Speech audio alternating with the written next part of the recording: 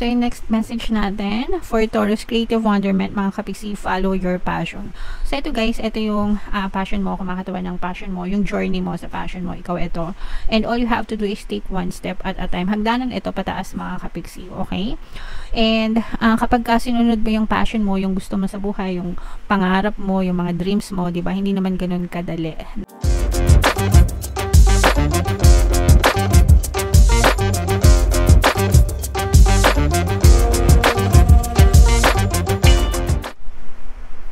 Hello guys, hello Taurus, welcome back to Pinay Pixie Tarot. Ang pamagat ng episode natin for tonight is messages from the universe para ngayong October to November para sa Taurus, Sun, Moon, Rising, Sign, and Venus. Kung ano na lang yung message na makaresonate sa inyo guys, take that message. So, wow! Yung first message sa inyo mga kapiksi, new beginnings, no? Begin your new life, mga bagong simula ito mga kapiksi. So, samantalahin nyo ito guys, no? Huwag nyong sayangin. Actually, everyday na gumigising tayo, everyday na tuwing umaga, everyday na may buhay pa tayo mga kapiksi, palagi kayong binibigyan ng chance ni universe na baguhin nyo yung buhay nyo. So, make sure na everyday tinutuon nyo yung inyong atensyon sa inyong mga desire, sa mga gusto nyo mangyari sa buhay nyo. Focus on it. I-focus nyo yung energy nyo doon, yung attention nyo doon, para yun din yung dumating yung araw na yun yung ma-experience nyo sa buhay nyo. Kasiyahan, kasaganaan, kaligayahan, di ba? Kapayapaan, yan naman yung gusto natin mga kapiksi. Pero whatever it is, kahit anong wish nyo guys, pwedeng yung ma-experience.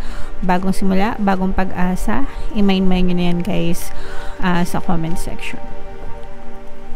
Another message for you Taurus, friendship mga kapiksi, no? Nurture your relationship, hindi lang sa friends guys, no? Sa kahit anong relationship mga kapiksi, pahalagahan natin habang nandyan pa sila. May mga relationship na hindi naman naglalast, may mga relationship naman na dumadaan lang, okay? Pero may mga relationship na everlasting, na panghabang buhay, pang matagalan. So, kahit ano pang, kahit seasonal pa yan or whatever, diba? I-treasure natin yung mga relationship na yan mga kapiksi, because at the end of the day guys, tayo rin yung magtutulungan mga kapiksi. Alright? Another message for you, choices mga kapiksi, make the best choices para sa buhay mo. Palagi kang may choice, no? Sa buhay naman guys, dalawa lang yan palagi, it's either positive or negative yung ating mapili. It's either maging masaya tayo or magmokmok tayo. It's either positive tayo or negative tayo. It's either na tumawa tayo or umiyak tayo or magalit tayo, whatever mga kapiksi. Pero always choose what's best for you. Always choose kung ano yung makakatulong sa'yo, makakagaan ng kalooban mo, yung magbe-benefit ka mga kapiksi. Sometimes kailangan din nating i-consider yung mga tao sa paligid natin, pero always ask yourself first, ikaw muna, what do you want? San ka masaya? San ka mas makakabuti? Diba? Ganon. So, always make the best choice para sa buhay mo.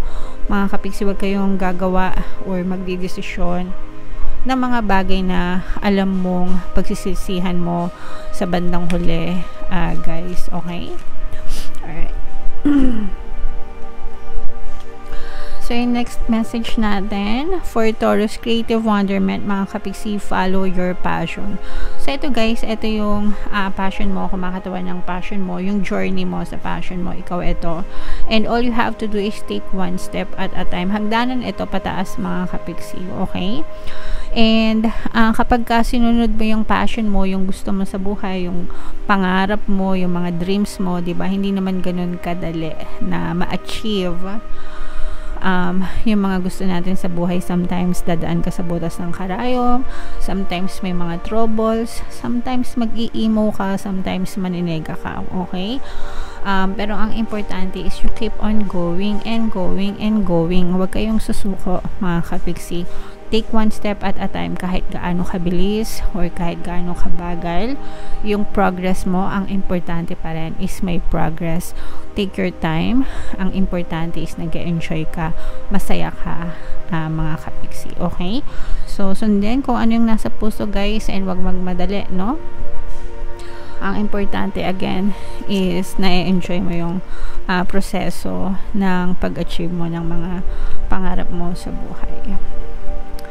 And then, peacock, guys, raise your standards, no? Kailangan mataas yung standard natin sa buhay, mga kapiksi. Sabi nga nila, kung mangarap ka na ng mataas, 'di ba? Libre 'yan, mga kapiksi. So, it's free.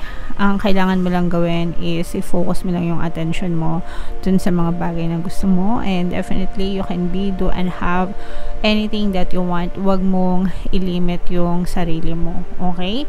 Ang limitation na binibigay mo yung sa sarili mo is the limit that you give to yourself. Kung anong limitasyon mo na binibigay mo sa sarili mo, ikaw ang gumagawa nun. So, bakit no? Bakit mo ililimit yung sarili mo when in fact you can be, do, and have anything, as in anything, kahit ano ba, mga kapiksi, kayang-kaya mo ma-achieve yan. Okay?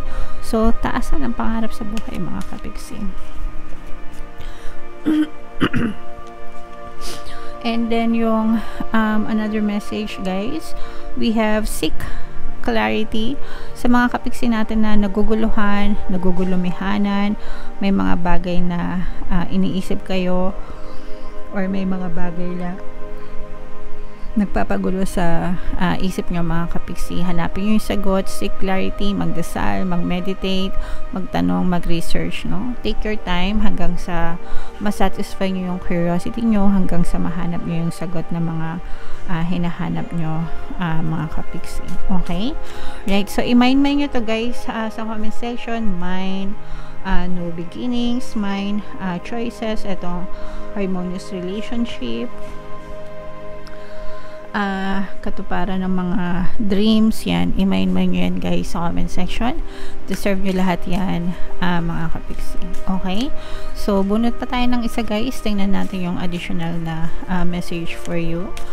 Shuffle natin to, guys. Habang sinashuffle ko to, panoorin nyo muna yung video natin regarding sa ating paano mag-manifest ng abundance video course.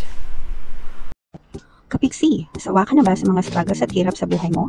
Masipag ka ba at masikap sa buhay ngunit hindi ka pa rin umaasenso? Ilang beses ka na bang nag-attempt mag-negosyo at mag-invest pero palagi ka pa rin nalulugi? Sa pagkakataon na ito ay maaaring may subconscious beliefs ka na nagiging balakid sa iyong pag-unlad at pagyaman. Introducing, paano mag-manifest ng abundance video course. Dito ay matututunan mo ma-overcome ang mga balakid mo para tuluyan ka ng umunlad, umasenso, sumagana, maging matagumpay, successful at maswerte sa iyong kabuhayan, pera, trabaho, negosyo sa lapi at kaperahan ng bonggang-bongga. Dali, mag-send na ng email sa pinoypixitaro@gmail.com at simulan na ang iyong pagyaman ngayon.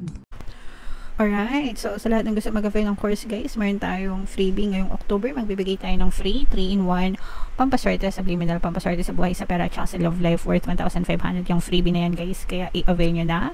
And meron din tayong bagong course, paano mawala ang third party at magkaroon ng harmonious na relationship para mawala yung mga kabit ng mga jowa nyo, guys. 20% discount naman yan until October 31, kaya mag-avail na kayo, guys. So, ito yung additional na message para sa inyo, guys. Forgive, no? Magpatawad, guys. Matutong magpatawad. I-let go yung mga negative emotions. Forgive and forget, ito actually. Kailangan pag nagpatawad kayo, kasama yung pagkalimot dun sa negative na nangyari. Kasi kapag hindi nyo kinalimutan, you don't totally forgive the person. Kasi inaalala nyo pa, 'di ba, yung mga kasalanan ginawa nila sa inyo. So you don't really forgive them kapag hindi nyo kinalimutan. Kapiksi, sabi ng iba dyan, kapiksi, hindi ko siya mapapatawad. Sobrang sama ng ginawa niya sa akin. So always remember, guys, na kapag hindi kayo nagpatawad, kayo yung nagsasuffer, hindi sila. It's like sabi nga, no? It's like drinking a poison. hoping that the other person will die, no? Para kayong umiinom ng lason, mga kapiksig. Kayo yung namamatay unti-unti, hindi sila. So you really have to forgive and forget. Remove all those negative emotions na kasabay, no? Mga galit, anger, hatred. Kapag hindi tayo nagpapatawad, guys, yan yung naiipon sa dibdib natin. Anger, hatred, resentment, grudges, no? Sometimes nakaka-stress, sometimes mag-worry ka pa. So, by doing that, mga kapiksi, pinaparusahan nyo yung sarili nyo kasi kayo yung naghihirap. Bakit? Diba? Bakit? Bakit mo paparusahan yung sarili mo when in fact sila yung gumawa ng hindi maganda sa inyo? So, you have to free yourself from those negative emotions by forgiving them and forgetting what they did. Kalimutan ko ano yung ginawa nila.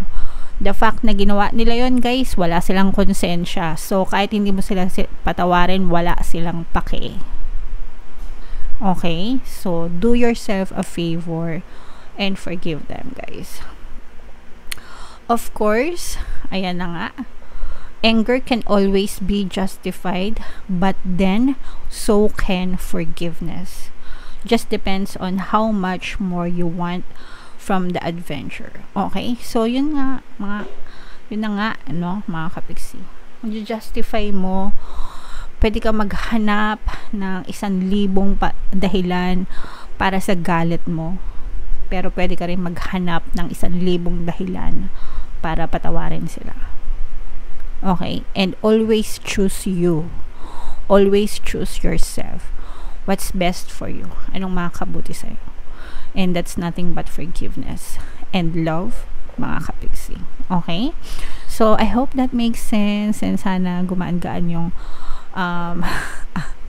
pakiramdam nyo para sa mga kapiksi natin na naka-resonate dyan, no? Sana gumaan-gaan yung pakiramdam nyo. Pwede kayo, guys, makinig ng ating Ho'oponopono subliminal. I-combo nyo na rin yung self-love subliminal, guys, para mawala yung mga galit sa dibdib nyo. Okay? Ito yung ating mga comment down below, guys, if naka-resonate kayo. Ito yung ating 2025 kapalaran, guys. Panoorin nyo na. And ito naman yung ating success stories ng paano mag-manifest ng abundance video course. Click here to subscribe.